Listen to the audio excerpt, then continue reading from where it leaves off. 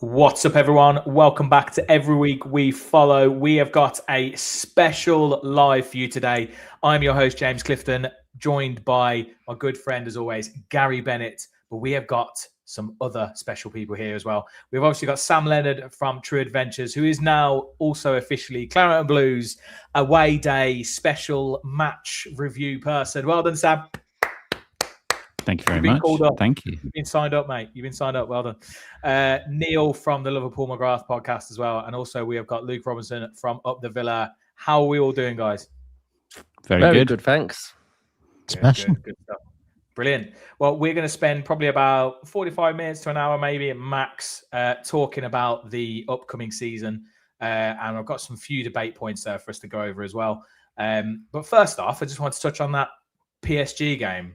How's everyone feeling after that game? Me and Gary obviously did a preview a post-match this morning, and I'm not going to lie, I was incredibly proud, incredibly pressed with the players, with the team, and I just wanted to get your thoughts. Sam, what did you think of the game? Well, beforehand, I was absolutely bricking it. I thought, oh no, this is going to derail our pre-season, and it's going to. I was already seeing people were getting on Emery's back. People were getting on the players that hadn't returned. They were, I thought, oh no, this is going to kind of skew everyone's perspective on the season. Oh, Ben's joined us. Hi, Ben. Hi, mate. How are you? You right? Yeah, from the delivery suite. Something on those lines. Anyway, it was great. I really enjoyed it. I really enjoyed the game. I thought, obviously Hemmings was brilliant. I thought Buendia was fantastic. And then obviously, Maggio, we're delighted. I was listening to Guardian Football Weekly today, and they were talking about Maggio from an England perspective. They were like, Harry Kane, he might be on his way out, but look at this Maggio guy. And I was like, wow, the Maggio hype is global. Yeah, I think we did. We touched on it recently, a bit tongue in cheek, me and Gary. Like I was saying, I was like, well, legitimately, who is there? English strikers, really? But obviously, he's only 17. We don't want to get ahead of ourselves, and we're not saying he's replacing Harry Kane. But in the next four years, if we can keep hold of him, if the usual cartel don't come in and start swooping and trying to grab him, if he has a couple of great seasons, then. No reason why not. I don't see why not. It'd be absolutely brilliant. Ben, welcome. You may have to shoot off, I guess, at any point, because we don't know potentially what could be happening. But what did you think of the game yesterday? Did you manage to watch it? Yeah, I watched it, mate. I was really impressed. It could be disappointing losing a final, but personally, what I'm taking away from it is just the positives. Seeing the youth players that played in the game. Obviously, I've just heard you touching on Maggio, but I thought George Hemmings was sublime. I thought he was absolutely brilliant, and it's actually given me a lot of encouragement and faith going into the new season. Especially the fact that we were missing some of our key players. We haven't even seen Manzambi touch grass yet. We know what we're going to get from Ollie Watkins, Ezri Konsa if he's still at the football club, and then Martinez. But Manzambi to go into there as well. I'm actually really excited. I genuinely think we'll finish 5th, 6th, even 4th again. Why not? Brilliant. Well, that actually brings me on to my first question. So the first debate point, which I'll probably go to you first, Luke, is where do Villa finish this season? Well, I think it's put a number on it. I feel I need to see the window close. I need to see what the actual squad looks like.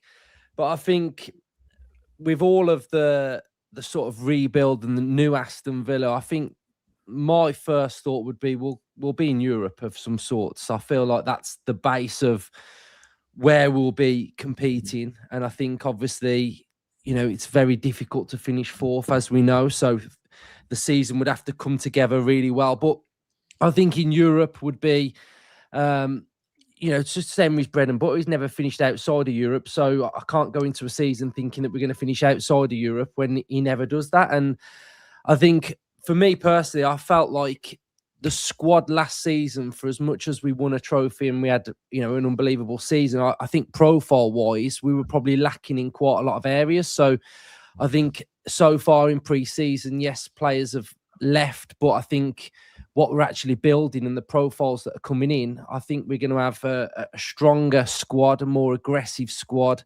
that's going to be very difficult to play through in central midfield, which Emery bases his majority of his teams upon that midfield. So I think it's just really exciting. And I would just say, yeah, Europe as a base and see how it goes from there.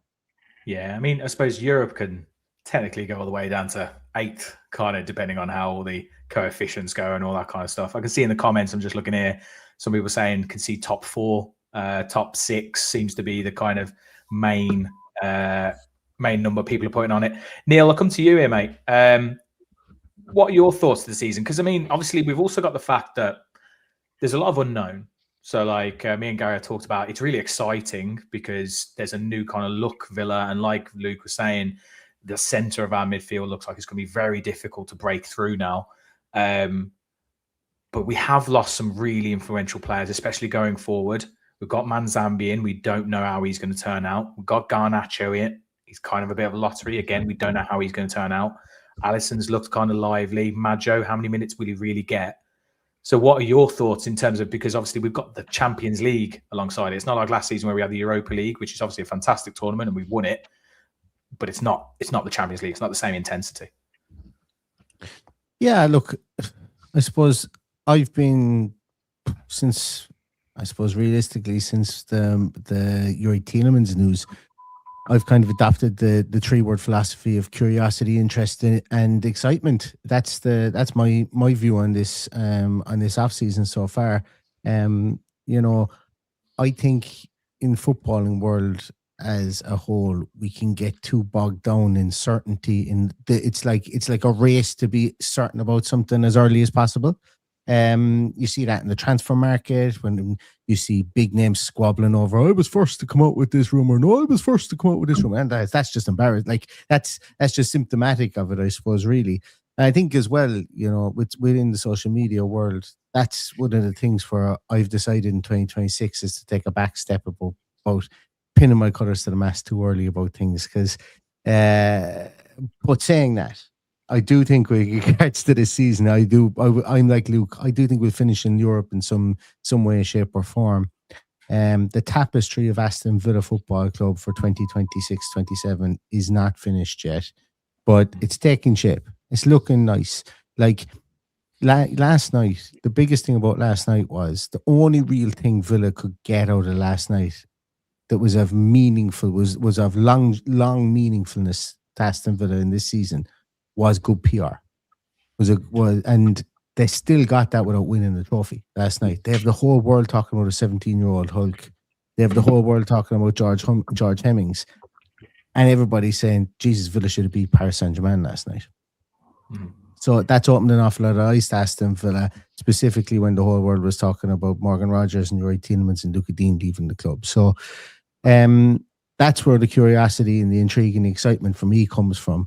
If I was to, pin my colours to the mast now, I'd say Villa have every chance in the world of finishing in the top 5 this year. The way the coefficient is done, it would be, I think even looking at it right now, it'll be a minor miracle if England don't get 5 teams in the Champions League next year, which even saying that one before a ball is kicked just shows you what way the whole structure has been built to get 5 teams from England in there, almost as a staple. So I think Villa should absolutely be aiming to be one of those 5 teams. And another thing I think as well is that, again, be prepared for this season to be Unai Emery's focus is the league over the Champions League, because of the fact that we will exit, you would imagine, you would hope, I wouldn't see any other reason why we wouldn't, but we would exit the sanctions that we have from UEFA at the end of this transfer window, you would hope. And then a second year in a row of Champions League football would really take the shackles off for a rebuild here for where this club could go. And with these young players, well then, the sky's the limit. Yeah, I think it will be an interesting season. I think these young players, I think, me and Gary have spoke for a little while about the fact that Emery we haven't had much youth really coming through like under Emery. There hasn't been those kind of like youth players. We were like, who's the understudy to to Ollie Watkins and obviously Duran left, and there's like, well, who's actually coming through in these positions? It's great now to see, 2, 3, 4 players in the team who are gone. Just on that as well. Again, the means to an end here has been correct to not play young players, because Champions League was a pipe dream. Playing in a Super Cup was a pipe dream 4 years ago, and we've achieved both of those, and we've achieved Champions League twice. So it's and now I think, as I say, Unai Emery has gone, okay, the club is in a much better financial position, and the means have gotten to the end, I think, in that aspect. And now we will probably see a more expansive view of what type of player, age group of players, and lowering of the squad, like we've already seen this season. Yeah, no, I agree. I'm going to come to you, Gary. We're obviously talked about this a little bit as well. I think before last night, I was kind of sitting there going, top 8, I'd be happy with. I'm kind of like seeing that last night and then going, actually, and maybe I'm just getting too carried away here and too excited. I'm like sitting there going, yeah, we've got to get top 6, because I'm also thinking about, or top 5, but I'm thinking about those also the teams around us, right? There's so much transition going on. So it's not just us in transition. There's Liverpool, new manager, Man City, new manager. You got Spurs, who are just like spending money left, right, and centre, who might be up there. We don't know. Chelsea, new manager. Like, there's so much change going on in the league, especially in that kind of like upper echelons, minus Spurs, but obviously I think they will be better this season. So, Villa have got to just keep capitalising. Like, we need to overachieve again, which is basically what people always say that we've been doing. But what are your thoughts on where we can finish this season? Well, I think a couple of questions were answered for me last night, and the first one has been, are those youth players watching all the pre-season friendlies, are they good enough to play at the highest level? And I think both Maggio and Hemmings showed a level of maturity last night that I wasn't sure was there. And looking at Hemmings from when he played in the FA Cup last year, he looks like he's bulked up a little bit. He looks like he's actually grown. Like, I think, again, he's a young lad, right? 19. Maggio's impressed me. I haven't been this excited about a youngster probably since Wayne Rooney. I know that's kind of like out there, but I feel like watching him, it's not just his physical presence, it's his movement, hold up play. Like, in every game that I've seen him play in pre-season, he's more or less just dominated everybody. And that, for a 17-year-old lad to do that, not only do that, but then have a bit of end product at the end of it. Yes, he missed some chances yesterday, but he's not going to be the finished article at 17, right? There's going to be a development process there. So if these youngsters can actually do a job and get minutes this year, it's almost like Unai Emery's hand's been forced, right? Because of the financial restrictions, because of the players' outgoings, he's probably had to look at the youngsters and go, I'm going to have to utilise them. And I knowing Unai Emery as we do publicly, I guess, is that he's probably he had this plan in his mind at the end of last season, even before that, going, okay, I probably know that I'm going to lose players in the summer because it's the nature of the beast, right? And the development of Hemmings has been huge. Lynch as well during the pre-season, and from what I've heard around prior to that, in the build-up to the pre-season, is quite a player. I don't follow the youth as much as I probably should, which is a bit annoying because I can't go into depth in it. But I'm excited by the fact that they're going to get minutes, and it feels like they will get minutes, and they could, and that brings surprise to the Premier League, right? Because even if we have our full squad back, as long as if Konza stays and we've got Watkins and coming back, and imagine on 65, 70 minutes in games when we'll be able to bring on the likes of Alisson and Maggio to really kind of have a go at teams. Do you know what I mean? And for the first time in 4 or 5 seasons, we've got attacking wide players that are going to be willing to go on the outside, get to the byline, and create opportunities. And so we've now all of a sudden got a different way of playing in the final third. So I'm genuinely excited, and I think I agree with everybody else. I think top 5, top 4, even if will be a surprise package, because again, if you listen to the social media world and all the media, they've already written us off as if we won't do that. And I've seen people talk about top 10 now would be a good finish. I heard there was, I think it was on Twitter or X, whatever, someone saying that Villa are relegation fodder. It was probably a Birmingham City fan. And you just go, I just don't. I just don't, see that. I just think we can do what we've done in the past 3 or 4 seasons, go under the radar, just doing our business, turning in consistent performances, and hopefully, finishing Europe again to get them shackles off and really start to attack that top big 6 and break it once and for all. Because we've got to do it the hard way, because they ain't going to let us do it fairly.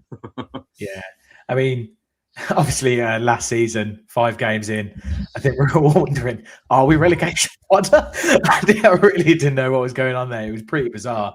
But I think majority of people were keeping the faith. They were like, look, if anyone could turn this around, it was Unai Emery. And then we went on, 11, 12 game winning streak in the Premier League, 40 in all competitions, something crazy like that. So I think even this season, I expect it to be a little bit of a slow start, personally, as some of the players bedding in. And obviously, this is only what we've got so far. We expect probably there to be 2-3 more signings within the next couple of weeks as well, before the end of the window. So there's going to be quite a lot of bedding in to be done there. So we'll have to see how those things pan out. Brilliant. Well, on to the next question that I'm going to go at. I'm going to go to you first, Ben, on this one. Who do you think will be the signing of the summer so far? Because we're only doing it at this point, so we've only got so many players to talk about. But of the players that come in, I'm going to say João Gomes. I've been really impressed with him. Do you know what the thing with João Gomes for me? When you see him at Wolves in a particularly poor side that was struggling, everyone saw his defensive qualities that he had, but I didn't realise how good of a footballer he actually was. His ability to drive the ball forward, carries it so well. I'm hopeful we'll see a lot more of his attacking qualities that we obviously haven't seen in previous performances for Wolverhampton Wanderers. But I've been so impressed with him so far in pre-season. He's so tenacious. He's first to every second ball. But yeah, I think he'd be my choice 100%. I mean, to be fair to him, he was, even at Wolves, he was like standout player really their season, I think. I think he was, whenever I kind of saw him, I was like, there's a good player there. I don't think he deserves to be at that club. I don't want to completely disservice them, but with where they were in the league, I think he was definitely above that station, and he's kind of like potentially proven that, or he will prove that this season. But yeah, I've liked what I've seen of him. He seems to be everywhere, doesn't he? He's just got such an engine on him, and I think it's great to have that kind of player as well, because I remember last season talking about when we lost John McGinn, and I'm not saying he's John McGinn, but when you lost him, you just lost that engine, that energy, everything on the pitch. And to have a player of that kind of grit and that kind of determination who's going to give you that energy on the pitch, regardless of whether John's there, I think that's a brilliant quality to have that we haven't really had in the rest of the team. Yeah, very much so. I think from what I read from a lot of reviews of him, that he just lacked in terms of his progressive play and line splitting passes. But I've not seen that personally. And obviously with the sale of Rodgers, we've lost one of our ball carriers. Tielemans is obviously the man that we used to progress the ball through the lines, but he's certainly a player that can carry the ball. I'm really intrigued as to what it's going to look like the minute we get him, Kamara, and then Manzambi ahead of them, because that's probably what it's going to look like. Manzambi dropping in and helping progress the ball. Yeah, I'm looking forward to seeing that dynamic and what the new Villa midfield looks like. Yeah, that'll be an interesting one. Coming over to you, Sam, just thinking about what Ben's just said there. Actually, obviously we're saying Manzambi's in front of him. Does Buendia potentially lose his place there? And then also, what are your thoughts in terms of best player to come in from this summer? Well, I think the so far bit is going to be a big part of it, because I think Villa. I think there's at least 4 more. I think there's 4 more signings to come from Villa. I don't know. Neil and Luke, I think, would probably have more knowledge than me, but I'm looking at 4 more signings. Definitely someone on the right. I think they'll be looking at now that Gesson's gone. Obviously, Leon Bailey is still at the club. Don't know what's been going on there. Gary's having kittens. But I'm more interested in the approach and Unai Emery's approach. And when was the last time we had wing? When it was Diaby and Bailey kind of doing their thing, pacey wingers. So I have a feeling, I don't have the knowledge to back it up, but I have a feeling that Emery is going to try and find a new solution for attacking, because you can't replace Rodgers with Manzambi because they're not the same player. They might be similar players. You can't replace Tielemans. It's a very difficult player to replace. Yeah. So I'm interested in Villa possibly maybe trying to play on the counter attack as well, or at least having some kind of threat on the counter attack. I think I would probably pass it on to Neil and Luke, because I think they would have much better knowledge. But I have a feeling that pacey wingers are going to be a big part of the way that we play this season. And I think Emery's going to be looking for another one on the right. And I think we could be looking a bit more at maybe a bit more of a 23-24 Aston Villa. We'll see. I'm going to pass it on to Neil and Luke, because I'm interested to see what they think about it. Yeah, I mean, I don't think we've necessarily seen Emery's hand with the system yet of what he actually wants it to look like. I think the profile of Ruggieri, I think is different. I think that excites me a little bit, because I think he's like a centre-back-ish vibe. Does he stay at home a little bit? Means that Pau can play a little bit more central as a 3. Width from Garnacho on the left. I think possibly we can see that. To me personally, that would mean that you don't really need a wide right winger, because you'll ask your right-hand side player to come inside. Could be McGinn playing more central. Cash offers the width on the right. So we could possibly do that. I probably would say we need a more of like a number 10 attacking midfielder, like shadow striker, Diaby, someone similar of that profile. That's something that I think we'd probably been better off in signing, because I still think Emery's going to want those 2 number 10s to probably be quite narrow. We saw it yesterday with sort of Hemmings drifting and going into that little number 10 pocket. So I think that's the exciting thing for me is Emery's system. I think we're all schooled now on Unai Emery and what he can get out of this team. And I think that's what excites me again, sort of, when you think of João Gomes, he's probably not even going to do the same things that Youri Tielemans did. He's probably going to be asked to do something a little bit different. I mean, an observation I've got is that Kamara and Gomes look like they're sort of playing on the same line, as opposed to Kamara sort of sitting deeper. The two look a little bit more balanced. I think, again, we've seen in pre-season Kamara playing on the left, and maybe they can switch that around. So I think the first couple of games is going to be really interesting to see actually Emery's hand and what he wants to do. But I think we'll be more versatile, more flexible. I think we'll have different systems as opposed to something quite similar that Emery's done. You hear Arne Slot, which used to annoy me when he used to go, Emery just plays the same system, etc. So I think the fact that we've got younger players, fresh approach, new Aston Villa is going to mean that we are quite different. So I think that's going to be something to keep an eye on. Yeah, no. Go on, Ben. So just touching on what Luke said there, obviously we've had the links to Wan-Bissaka as well in the last few days, which kind of gives us then the option if Wan-Bissaka does, because we all know Wan-Bissaka's a good 1v1 defender, and he can also tuck in as a centre-back. If he comes in on that channel, then potentially, as obviously Sam just alluded to, potentially then another winger would be looked at on the right side, someone with a similar profile to a Garnacho, and we can kind of flip the system. So it'd be like horses for courses, depending on who we pay. I think it's going to be really interesting in that sense going into the season. Yeah, I think like Sam said, I think one of the things that I've thought about, people have all kept on comparing the players coming in to those that have gone, just thinking they're just completely direct replacements. So I'm like, look, you can't replace Youri Tielemans. Like, I just feel like I mean, you could potentially, but I don't know who that would be. I don't know how much that would cost. Yeah, but wouldn't cost 100 million, mate.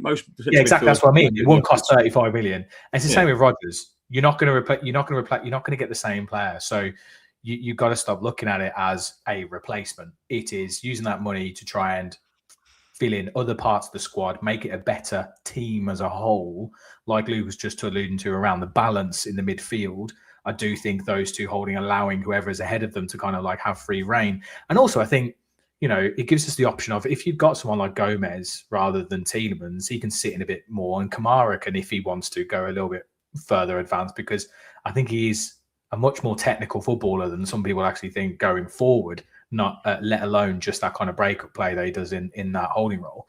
I'm going to go over to you, Neil, because we haven't heard your view on it. So obviously there's been some kind of rumours about players coming in as well. Obviously, looks like is Ruggieri happened, by the way, or is it still going through? I imagine we get something from Ruggieri tomorrow. Apparently he's in England at the moment, and he's medical pending. So I'd imagine we might get a 10 o'clock breaking news segment like we have for some other signings so far this year, but I'd say it's going to be tomorrow's job.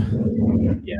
And then obviously there's been, we were talking about, Luke's talking about potentially that player playing off of the centre, kind of like that shadow striker role. Is that, I've seen some people say that potentially David can play that, and that we have obviously been linked with him relatively recently. Yeah, I look, the Jonathan David one is interesting. I often poke fun at it as well, because like 4 years ago, I was saying Villa should sign Jonathan David because he's the most like for like Ollie Watkins replacement that you'll get.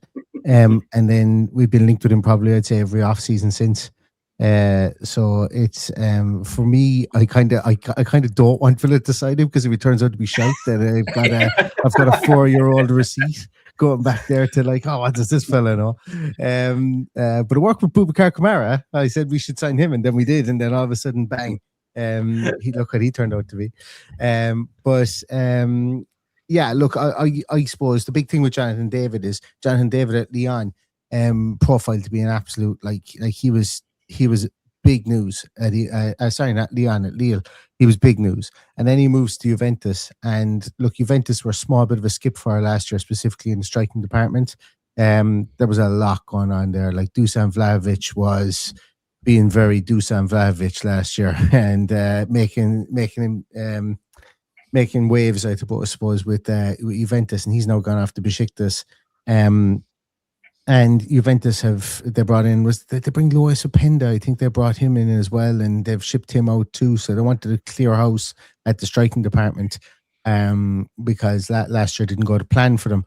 So I'm not putting too much stock in what David did at Juventus as to what he can be, because the body, like I suppose the body of evidence that we have of him in European football is with Lille.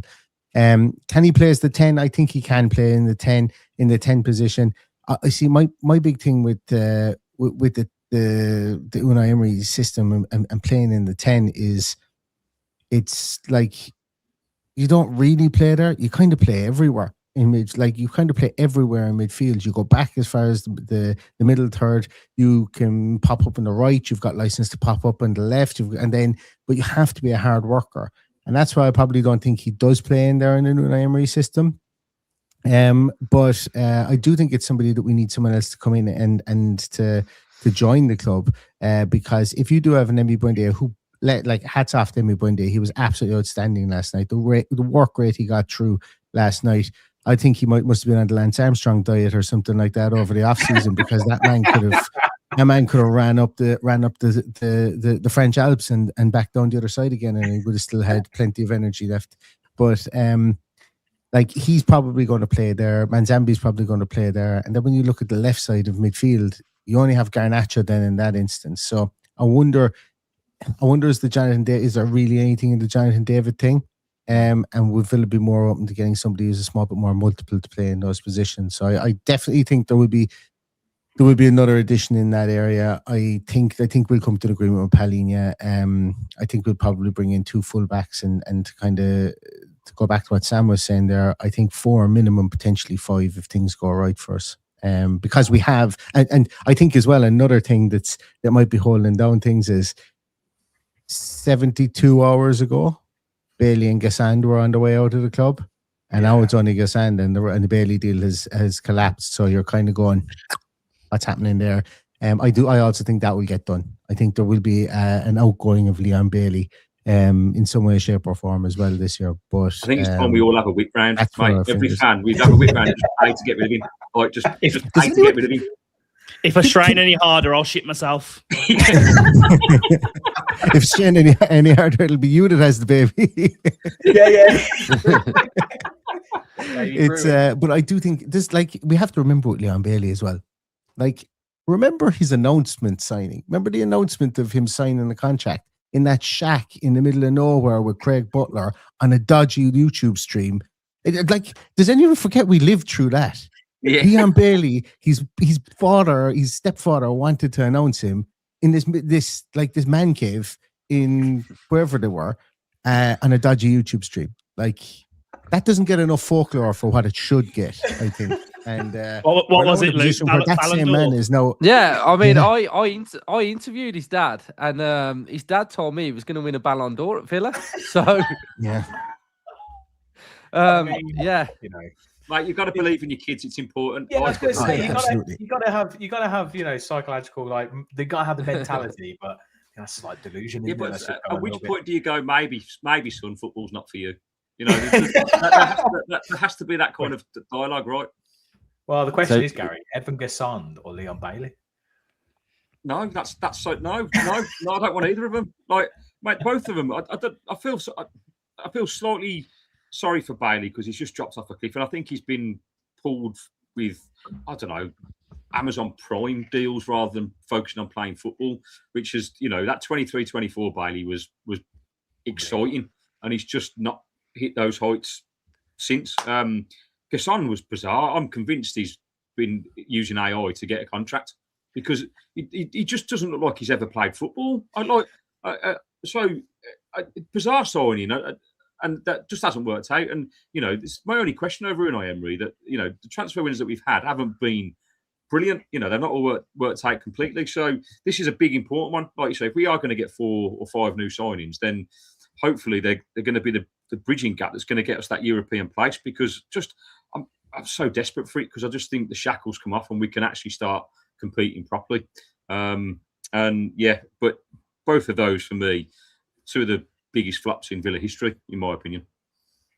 Yeah, I suppose, like you said there, it's interesting because we talk about bringing in players and stuff. But to be fair, on the face of it, at the moment, what we've brought in so far this summer is looking like pretty good business. I think the riskiest one that most people aren't sure on is Garnacho. Obviously, we haven't seen Manzambi, but well, do you know what's interesting, James? Sorry to interrupt. The thing that stood out for me last night, and I think the reason why Gassond and Bailey won't also fit into Emery's system now is because I think we're going to be a work rate team more than anything. Yesterday, we outran PSG. Like I think we covered 101.9 kilometres and they did 98, which isn't a massive difference. We were fitter though. We are fit. Yeah, but what I'm saying is like I've just got an inkling and a feeling that you know, players that don't pull the weight are not going to be utilised. I think it's got to be everybody. Everybody's got to be putting in 110% and a shifting. And I think this squad needs to be utilised, which is why I think the youngsters will get a real look in. Like Hemmings yesterday, again, he showed us level of maturity way behind his years, and it was impressive. It really was. Like the way he dominated PSG, like they were hacking him down in the end, like kind of just trying to like contain him. And you know, you look at Alisson, he comes on, first thing he does, direct, beats 2 players to the byline. You know, it's just stuff we've not seen with Gassond or Bailey. They're walking around the pitch. We can't afford to be carrying players like that anymore. Like if we are really serious about finishing in the top 4, top 5, we need a squad that's going to turn up and have a go at teams and work their nuts off, both offensively and defensively. So yeah, exciting times. Yeah. No, it is. On to the third question where I've got here, which is kind of related, I suppose, but it's not just new signings. I'm going to go to you on this one, Gaz. You did just say about like George Hemmings, but who is your one to watch this season? Oh mate, it's got to be Maggio. I'm so obsessed with this guy. I need to erase some pictures off my phone because I've got just hundreds of him on there, and he's still a minor. So if my phone gets checked, I'm going to be in trouble. And there's been no going back to teaching for me, that's for sure. Just calling the police. Yeah. He's impressed me, like I said at the start of the show, like so much, and I just think he's the work rate in itself, like in every game that he's played in pre-season, he's been an absolute beast. To watch Mings and Cash talk about him after the game yesterday, like Cash was like a little kid that's just opened a Christmas present. Like, yeah, he's a beast. Like, you know, we've been, you know, nurturing all season. Even last year when he was training, like you know, he's been patient, and Mings was speaking so highly of him. You know, he sounds like he's a well-grounded kid. He's got the right people around him, and just the sheer build of him. Like looking at the photos of him, there's a stream online comparing him to, I think, Lindelof, Mings, Konza, and somebody else. And he's mountain. Like, I'm just like, who is this kid? What's he been eating? What are they feeding him? He's not 17. Like, if he turned up to a football match as a 17-year-old, you'd be like, right, I need to see some sort of passport. Oh, I want to meet your pet. Like, this is not real. Wouldn't it be very Villa though if it did turn out like it was one of those situations? I remember Lazio signed that guy and he said that he was 19. He turned out he was like 30, 34 or something like that. And geez, we build up all our hopes and then all of a sudden it's like we're back in the court of arbitration of sport for falsifying documents or something. Yeah. Carnu was meant to be one, wasn't he? Years ago. Yeah. Nwankwo, And Carnu. that's why Maggio's got 39 on his shirt, because that's his real age. Would have made the transfer a lot easier if that was the case, though, mate. I'm just excited, and like I say, I hope he gets minutes because I think Ben, you've alluded to this in some of your content recently. Like, I don't think the Premier League's ready for him. Like, I just don't think they're going to know how to handle him. And PSG got that first hand last night. You could see they were worried. Half time, they're making changes and bringing Dembele over because they didn't know what to do with him. Unfortunately, he tired towards the end. About 70 minutes, he looked like he was a bit leggy, but he's just got bags of potential. And similar to like when Rodgers came, you can see there's a potential player there, but he's got the best manager for me in the world to bring that out and develop him in the right way. So I'm super excited about watching this kid live. I can't wait to get him at Villa Park and see what he can do. Yeah. Luke, over to you as well. A thought on like one to watch. I mean, interestingly, in the comments, a few people are saying Alisson, if he can stay fit. And it's also about, again, whether he can get minutes, but he's a pacey winger on that right as well. Yeah, I would say Manzambi for me. I am really impressed that we actually got Manzambi. He was just one of them players where I started watching him pre-Freiburg when we played them, and I was impressed when he was sort of like central midfielder. Then he got moved when their attacking player Suzuki was out, and then he's sort of flourishing in that sort of number 10 role. And then at the World Cup, I thought he was very, very good off the bench for Switzerland, sort of rose to the occasion at 20 years of age. And I think when you're looking at those types of players from afar, thinking, I'd just love us to be that club that could sign that player of that age. When already, he's producing, he's stepping up, he's sort of rising to the occasion with quality. So, yeah, I'm just really excited to see how he can fit into the team. He's our record signing as well, which I always kind of like it when we do that because, it's like, we're spending more money than what we've spent previously on a player. So, yeah, I really like him. One thing I'd say about Maggio that I've seen a little bit of people putting about is that, now defenders will know how to come up against him. Now they've seen him play. And I feel like the one attribute that I feel like I've kind of spotted is that I feel like he can create his own goal as opposed to being a player that's sort of very like system based. I mean, you look at his goal that he scored. He absolutely manhandled him at the back post. Like you cannot deal with that. It's okay saying stop him, but you can't stop him. Like, the funniest thing was the celebration. He and Matson pushed him, and he didn't move. It's just like, boom, object. Matson and Maggio are like Danny DeVito and Arnold Schwarzenegger from that film Twins, aren't they? The two of them going around with each other. I mean, you say the same about like Haaland, right? Like you know what he's going to do, and but you can't stop him. That doesn't mean you can stop him. He'll just plow through you. Yeah, it's power, it's movement. There's a bit before his goal where he sort of made this little run forward, and I really liked that as well because he's constantly putting the centre backs under pressure. Do I go with him or do I stay? Again, there was that one moment where I think it was Marquinhos who sort of followed him into his own half, and he laid it off, popped it off, got on his bike, and yeah, it's just very, very impressive. And I can't wait to see him get more minutes as well. And to be honest, I think probably come towards the end of the season, he'll be playing quite a lot of football for Villa. Yeah. I think it'll be an interesting because we're talking about like strikers and players that are coming in, but also I remember was it last season or season before, and they were talking about the transfer window, and they were talking about how Villa actually look at the summer and January as like one window, like a season window, like a strategy around that. So I was saying to Gary before, it might be a case that obviously there's all the stuff with Nicholas Jackson, right? And there's all the complications about trying to get him in now. But it potentially is a thing where we see how Ollie gets on or how our current strikers get on. And in January, that's when we actually make that move. And actually Jackson comes in January as well. So Yeah, there's lots that can happen this season, but I agree. Manzambi is going to be a really interesting one. I think when we signed him, I think it raised a lot of eyebrows. I think quite a few people were quite surprised that we actually managed to get him, and it kind of came out of nowhere, if I remember wrong as well. On to Sam. What are your thoughts in terms of one to watch this season? Well, I think Hemmings. Oh, yeah, his mic's gone. I'll move out. Sub him out. I can't remember who I've asked. Neil, have I asked you one to watch? No, not yet. One to watch for me is well, I just got someone different just for the sake of it. I will. I think if he sticks around, I think Hello. says Sorry, my mic died. Minutes. Am I back? Right. You can wait. You're You back. can wait your turn now, man. I'm going to leave. Wait your and come turn. back. Go on, Neil. It was back and now it's going to go.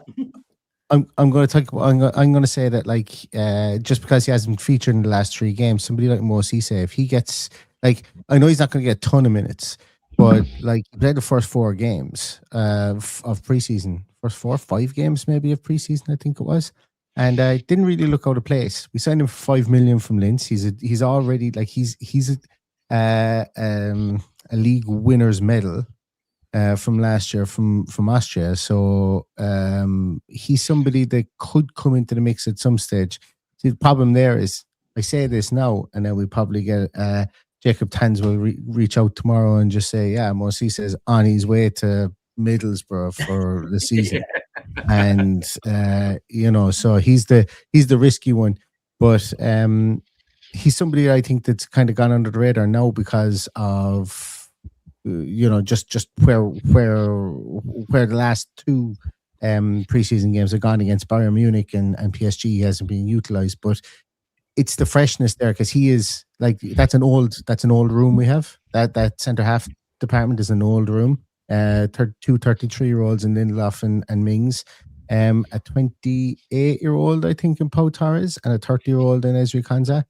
And then you've got 21-year-old Cisse then backing those guys up as well. So it's I wonder if he'll be kept around. And if he is, I'd like to see him get some minutes in cup games because I think it would be beneficial for him. But that's the kiss of death. He's on his way to Middlesbrough for a season-long loan. It'll be guaranteed.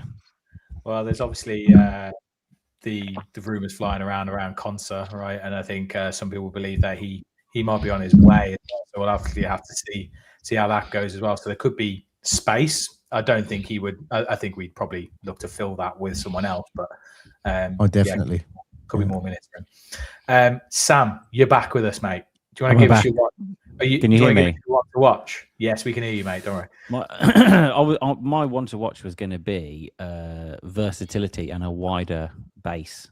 That was my one to watch. As in, I think we're going to need. What I don't want to be is in a situation where John McGinn goes down and we're fretting, or Boubacar Kamara goes down and we're fretting. Like last season, it was traumatic, wasn't it? Really, that winter period, and I don't want it to be like that anymore. So I really that was one of the things that was encouraging last night about Maggio and Hemmings and Allison coming in, was that I like the idea that we have more options, and that like Ollie Watkins last season, I know he didn't have a good season for a lot of it, but I still would have worried if Ollie Watkins had got injured because the system is so built around him, and that's what it felt like around last season. It was like, this is the system that we have.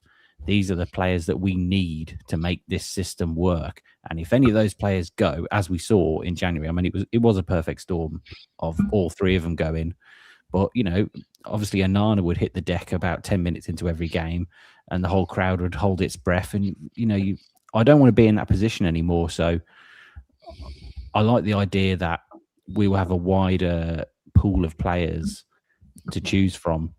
And like you said, actually centre-back is the place where we're looking a bit lean at the moment. And if Konsa goes, that could be the biggest job for the recruitment department in recruiting new centre-backs, because young centre-backs, it's a worry, isn't it? I don't like young centre-backs. I like 30-year-old centre-backs. But Unai Emery likes 30-year-old centre backs as well. Remember when he was with Villarreal, he had Raul Albiol beside Pau Torres, and Raul Albiol was he was as old as Father Christmas.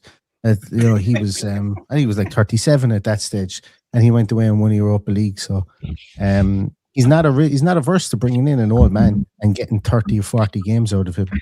So you could get your wish there. Yeah, definitely. Yeah, I mean, I'm intrigued. I mean, he actually got a fair few minutes last season, but I think with the new personnel and potentially the new setup a little bit, with Gomes potentially being able to drop in to that left side a little bit, I'm interested to see a really good run in the team. Hopefully, unless new signings change this, with Ian Maatsen. I think he looked very good against PSG. I think he's looked good generally in more attacking phases of play, but I think he has improved as a defender as well. So I'm quite excited to see him get some more consistent time in the team.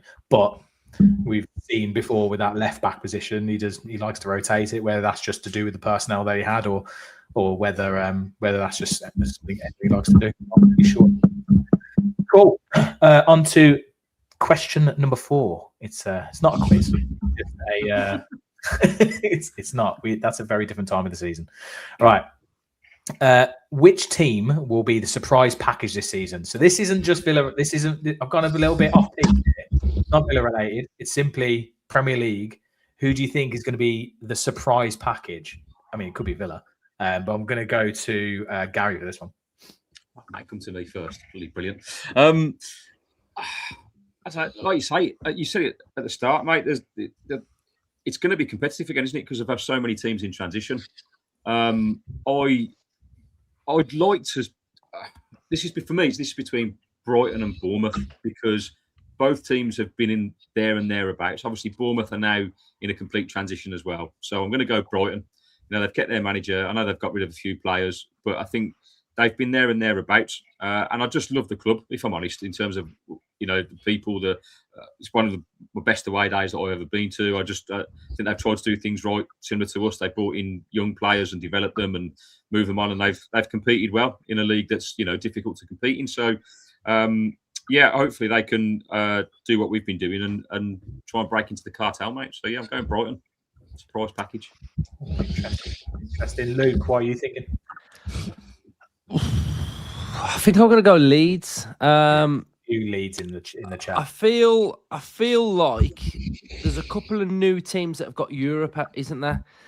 And again, I feel like if we get that narrative, then so can they. Can they manage Europe and the Premier League? So the answer's no, because that's what people generally think we couldn't do. So I also feel like I don't feel like all of the big 6 that have got new managers, I don't feel like all of those are going to be an outright success. So I don't think they're all going to get like top 4 and they'll all be back in the big 6. So I feel like a team like Leeds, who, have got stability with their manager, and I think they were okay last year.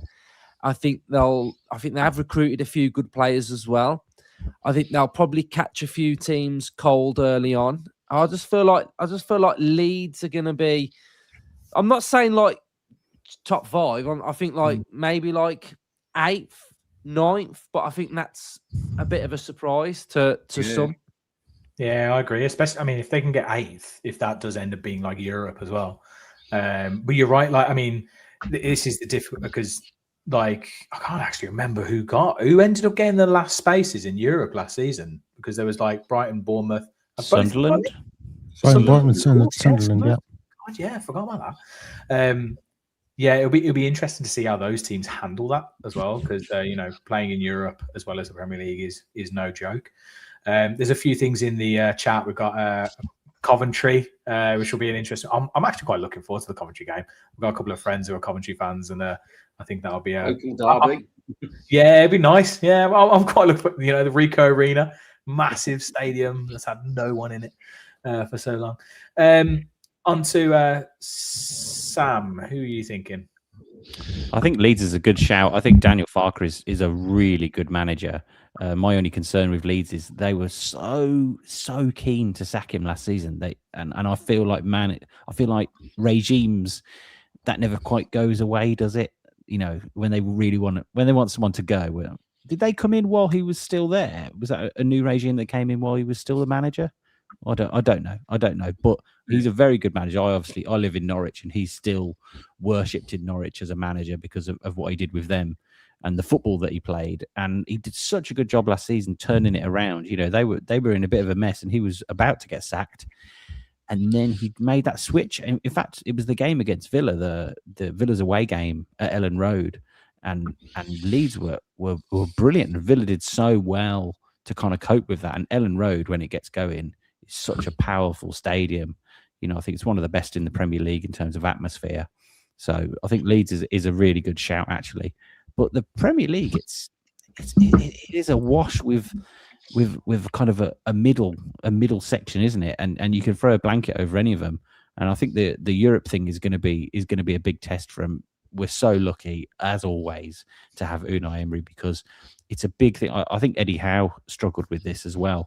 Struggled with the European and then Premier League, because it's not just the players, it's the staff, it's everyone that's traveling with them. You know, you've probably got like 30 people traveling. You know, or your plane gets cancelled, you've got to get another plane, or you didn't sleep well. All those things that could have a big effect on everyone that's part of that club. And Emery, I think his experience in being in Europe and his kind of the way he treats it as being, this is normal, this is the way it should be, this is how we run. And we've seen it with Villa, where it's like we're better when we're in Europe. It helps us, doesn't it? Like the rhythm. I always like, you know, if Villa have a week off, I think, oh no, we've had a week off, we're going to come back all sluggish. And you know, that rhythm, that kind of group stage time of the season, you know, that was where we went on that big run. And I think with Emery, that has been a really, really good time of the season for Villa. So yeah, it's going to be very interesting to see how teams like Sunderland cope with it, and Man United. You know, obviously Michael Carrick is the greatest manager of all time, and, you know, manager of the season in many people's eyes last year. Even though he didn't have any cup competitions, he had played 40 games all season, man. No cup competitions, a massively expensive squad. Yeah. And so, you know, we'll see how he copes with Champions League football. You know, so it could be. In the ultimate respect to Kevin Keegan, mate, I'd love to see them get relegated. I'd love to see Man United get relegated in my life. That'd be amazing. Yeah. I mean, I'm not ready for the Man United comedy era to end. Really, it's been the best TV series going, hasn't it? Yeah. Yeah, you're right about that, like middle of the table, because I think, was it like 10 points between like 6th and 14th last season? It's crazy. Yeah, it's so tight in the middle of the league.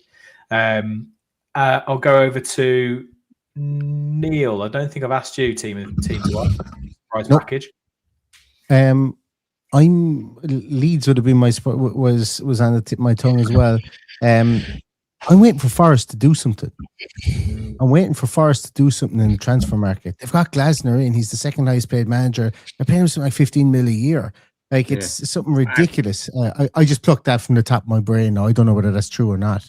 But the only bit of business they've done, and what they've seemed to have done so far, is they have replaced Elliot Anderson with, what's his name? The Austrian guy, Xavier Schlager. I think is how is who they replaced him with.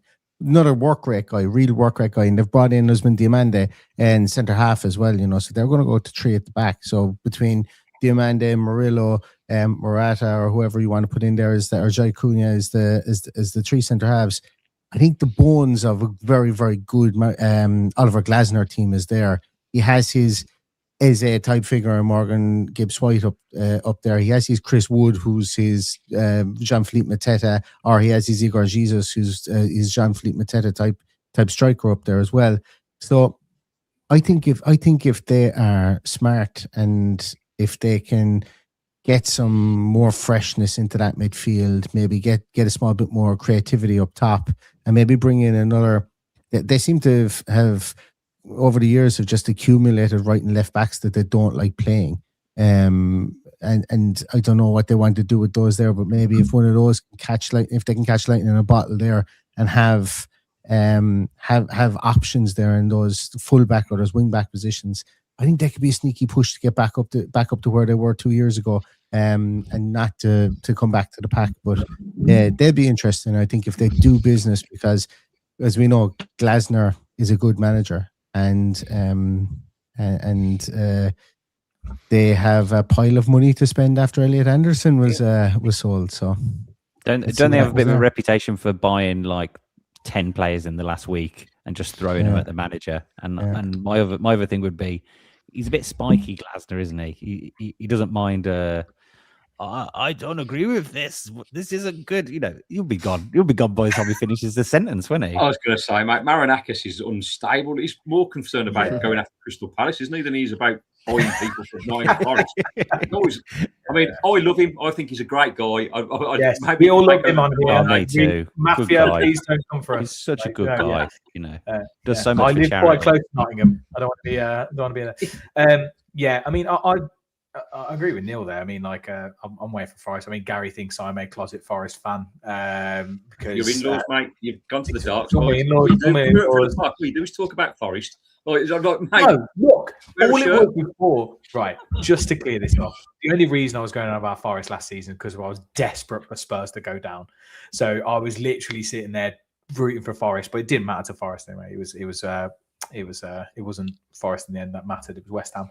But no, I agree. You know, they were a force to be reckoned with 2 seasons ago. And then they just kind of fell off since then. But I think they've got a very, very, very good manager in. But he just needs time. And that's the question. Will Marinakis give it them? Not sure. We shall see. Cool. And then on to our final question here. How far do Villa go in the Champions League? I'm going to send this one over to Luke. My little challenge would be to go one better than last time. I feel like that would be a nice challenge that I would like to see progression in that competition. So, yeah, that would be very, very difficult, I think. But I think, you know, if you say that to Unai Emery, he'd be like, yeah, I feel like we could probably do it. So, yeah, I feel like that's something. What I want from the Champions League is I want some big boys. I want a Real Madrid. I want Barcelona. I feel like first time round we was like, we got some good teams, didn't we? Like Bayern Munich. But I feel like now I want it stacked out with the lot of them. And I just want to take it to all of them. So, yeah. Semi-final. I feel like we could do it. I feel like we've got know-how now. I think I'd actually say that if we got PSG, I'd fancy myself against them. I feel like we're there. We've got something on them. I think we're just very difficult for them to play against, and I feel like I would have belief that we could beat PSG over 2 legs. So that's might be Villa delusion, but I think we could do it. So yeah. Semi-final for me, I feel like would be really, really good. But obviously, to start with, we've got to get out the group bit and playoff game or whatever. But yeah, semis for me would be amazing. It's all right, mate. We're allowed to dream. It's fine. It's absolutely fine. You've got it, mate. I mean, PSG. I 100% agree. By the way, I was saying to Gary on our post-match this morning, and I was saying genuinely, I think if we got PSG. If we drew PSG in the Champions League, I would actually be quite confident. I don't know why. I'm just kind of sitting there going, I feel like and I think Ali McCoy said on the commentary, he said of all the English teams that have played PSG over the last few seasons, Villa have caused them the most problems by a mile. We've just got something, like you said, we've got something over them. We've just got this kind of. We've got McGinn. Yes. Got McGinn. We've got genuinely McGinn. They can't handle him. They cannot handle him. Like, no, you're right. Couldn't handle him. Spot on, mate. Yeah, and I think that's the difference. That unpredictable energy that he brings. But I think the difference between the 2 teams at the moment, and which will be probably the story of our Champions League journey, is can we be clinical in the moments that it matters? That's all it is. Because I think we create chances. But it's big moments in games where we've just let ourselves down, like the Cachera yesterday. If he steps up, it's offside, and maybe we win the game. It's those little kids taking those chances that Brian Maggio header.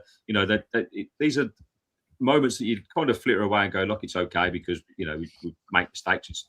They're human, whatever. But it's those moments. If we can start turning some of those moments into clinical moments, then who knows? Who knows? Yeah, Gary, where are you going for? Are you? Mate, well, we've already talked about it, mate. Booking flights to Madrid. We're going. Let trip to Madrid, please. Yes, please. I'm there, 5th of June. I've just come back from Devon this time. It's not when I'm on holiday in Devon. It's late, it's 5th of June, so I don't have to negotiate family holidays and leave my family just to go and watch the Villa play and have my daughter cry into a pillow because I didn't take her to Istanbul because it was so last minute. So we might have to take Ava, but let's do it. Let's go to Madrid, baby. I'm going all in. Yeah. If we win it or not, I don't know, but I'll take the final. Well, if I'm honest, I just feel like it's balmy, isn't it? I mean, the season hasn't started. We don't know how we're gonna do, but I just feel with this manager, I'm just literally like I have no idea where the league is. It's in Unai we trust. Now, yes, people will pick that apart, and it's totally delusional probably, but I just under Unai Emery, like the guy's he's just an absolute winner. I still believe I think I said it at the time and I've said it since. I think if we had got past PSG in that quarterfinal, I genuinely believe we would have gone on and won it. At the time, I was like, if we can get past these, I think we're going to do it. Like we're going to win the thing. Like that game at Villa Park, you were like, it's like a Rocky movie. You turned at me, jumped over, you go, we're going to do it. Like it's like a Rocky 4 and he's polishing his head. He's got he's just having a go at Drago, man. It's like this is how I feel it's going to go. That was amazing. Yeah, it was very good. It was a brilliant moment. I'll never forget that game. Sam, thoughts? Champions League.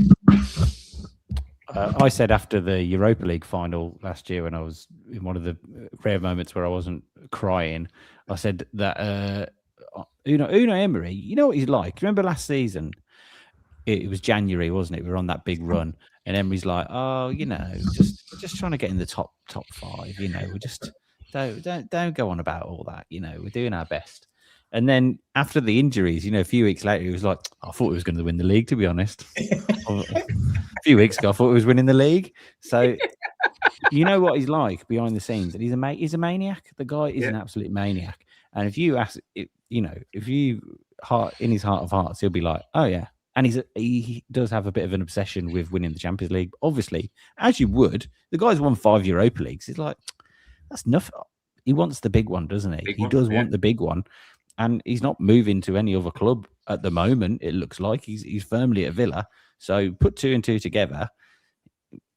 He's not messing about, is he? We can swear on here. He's not fucking about, So who knows? Who knows? The only thing I would say is that all of that European nous, we have lost a little bit of that with the experience, and that is an issue. But maybe the exuberance of youth will just send us flying through. Who knows? But you can never ever count out Unai Emery, can you? I mean, he does go close though. I mean, so we got quarters. Villarreal got semi-finals of the Champions League. And he is the knockout master in Europe, as we know in the Europa League. So it's not mad to suggest that we could get further than the quarters. No, I agree. And it's also like, what's crazy is just the way that he doesn't seem like he really, I mean, he always, like we always say, he prioritizes the league, but somehow he seems to do both. Like it's not, this is the thing. I don't understand. Even in our Champions League season, obviously we ended up missing out on what a goal difference, for God's sake. And then last season we managed to win the Europa League and finish in the Champions League spots, which I don't think anyone, like we basically qualified for the Champions League twice last season. I think a lot of us at the start of the season were going, will we get top 8? Maybe. Like again, it's kind of similar feelings to potentially what we're feeling now. It's just unbelievable what he manages to do, and I've not never want to think about him leaving. If I'm honest, I never want to have that conversation. Ben, what are you feeling? Champions League, where are we getting to? I think if we get to the quarterfinals, that's still successful, isn't it, for the club? So I think the most important thing for me is finishing back in Champions League qualification in the league. So anything more than the quarterfinals, I'll be happy with. Yeah, I agree. I think. I think we would have started to do this rebuild or this refresh last season if we'd made the Champions League. I think that's kind of probably widely expected, because I think it's what Emery wants to do. Like I think he hasn't been able to really put his stamp on the team properly. I think on a side note, obviously with Brian Maggio coming into the side, they're all fucked anyway, so we'll probably go and win it. Just lump him up top and just let it. Honestly, I'm so excited. I feel like it's just this kind of thing, isn't it, where you just want to see this player play, and then is it just gonna be this thing where we're gonna be sitting there at Villa Park? We're all gonna be chanting Brian Maggio's like chants, whatever chant you want to choose, because there's so many that are going around about him. I like boom boom boom. By the way, I'm on board with boom boom boom. Let me hear say Maggio. That's Maggio. Yeah, I like that. That's quite nice. I like that. But you know, I think that some of our chants are just a bit. Done. I don't know. Nice. I'm surprised. Like, Brian Maggio didn't God. come out yesterday. Do you know what I mean? Yeah. Like, Don't put that out there. No, I know, but can't we have a bit of... Mate, it's why. I it's mean, why I can't make them, but I just feel like, I don't know, we've got to have something going on. We need here. better. We need better. It's why Yeah, the man- you still ain't got a chance. The Manzambi one's already been made anyway, so obviously we're just going to sing that. So, but I feel like we do need to like spread our wings a little bit, I think. Yeah, I kind of want Garnacho to play, because I feel like Rich on Villa Park Podcast has started the Nacho man. I want to be a Garnacho man. I think that's a chant. No, that's a great chant. Maggio man. It's made for it. The second we signed Brian Maggio, I was there. This is what we should sing: is Macho There is man. Maggio. I have heard that, but I like the Nacho one. I like the Nacho. It writes itself. Yeah. Either way, note to go on Villa. then, For all Dale. those watching, come on, people. We need to do better on the terraces. We do, Yeah. because it's been 40 years I've been going to Villa, and I'm getting a bit bored. Yeah, And he's the Maggio man, Randy Savage. You know, he's a big hulking wrestler type striker. You know, We're all like, still singing freaking John Carew and Gabby Agbonlahor chants and stuff.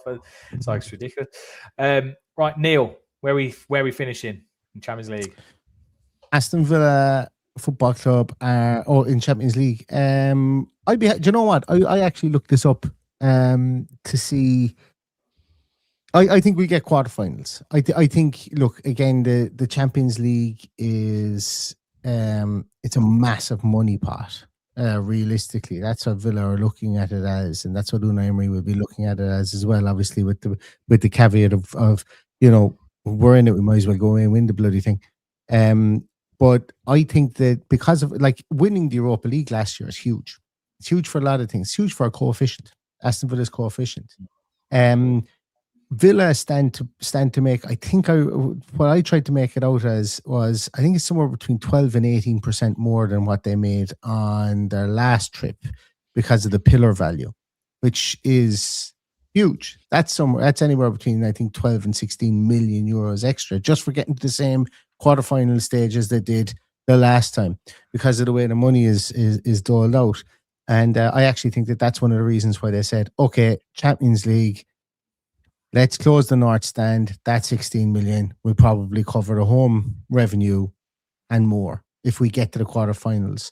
So I think that's one of the reasons. So a lot of people are like, what are you doing closing the stadium and closing a quarter of the stadium and when you're going to the Champions League? Well, the money from the tournament itself could take that. So I think quarterfinals at a minimum. And I think that most English clubs, any English club that gets into the Champions League, should be targeting the quarterfinals minimum because of the strength of our league, because of the strength of the players that we have, and the way that the tournament is fashioned at the moment. You know, you can. I'm not going to say you can ease your way into it, but depending on the draw you get, you can ease your way into a tournament like the Champions League, whereas you probably wouldn't be able to do that before. And I'm not saying we should do that, but I'm saying that you look at Paris Saint-Germain did it a bit last year. They didn't need to start playing until February, and a lot of the bigger teams do that.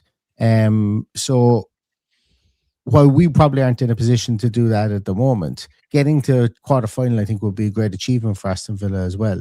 Getting there again would be a great achievement both financially and I think it would solidify us as you know, a club that like it would solidify us in the top 8 in Europe. You know, realistically, we talk about, are we part of the big 6 in the UK, in England? Doesn't matter. We're now 2 of the last 3 years we finished in the top 8 in Europe, and the 1 year we didn't. We won the secondary competition, pulling up at a canter. You know, So it's that's the level that Aston Villa are playing at the moment. And I think quarterfinals are a very, very realistic prospect. It's just mad to think. I can't believe where this club has got to. It's actually incredible.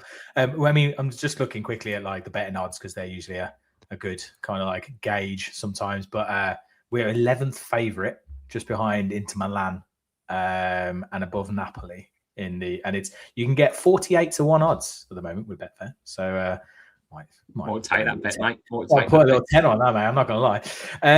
Brilliant. To win it out. Yeah, to win it outright. Yeah. 11th favourite. Who do you think's least favourite? 48-1. Jeez. Yeah. Who do you think's least favourite? Chelsea. No. Man United. It's Man United. It's Hearts.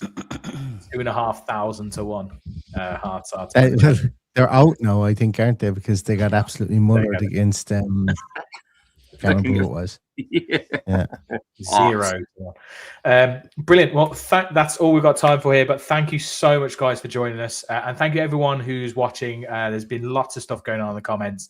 It's been a really successful show. So thank you so much again for all your time, guys. It's been brilliant to catch up with you all. And I'm sure we will have you on again as guests. We do like getting guests on this channel. So as always, please do stay tuned.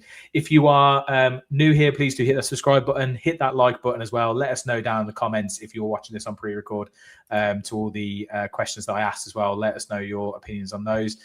Gary, we always end this show with you giving us our final thoughts and singing us out. So go for it, mate. Final thoughts. Again, thanks for everyone coming on. Honestly, go and follow all these guys. I'm sure you already do anyway. These are the creme de la creme. And yeah, I am just super excited to get going. I can't wait for the Brighton game. I think everything we've talked about just gives us that buzz. Being back at Villa Park yesterday just gave me that little butterfly in my belly, and I thought, I cannot wait to get back for that Arsenal game, opening game of the season, albeit at 8 o'clock on a Monday evening. Stupid Premier League. Under the lights. It's going to be great. Yeah, under the lights with half a stand. But 37,000 people. I'm excited to see if we can generate an atmosphere like we did in the Championship. You know, we averaged, 32,000 when we closed the upper Trinity. And some of the days at Villa Park were just sensational. So I'm hoping all those North Standians that have emigrated into the whole end just sing it loud and proud and make Villa Park an absolute fortress this season. So, yeah, buzzing. Can't wait.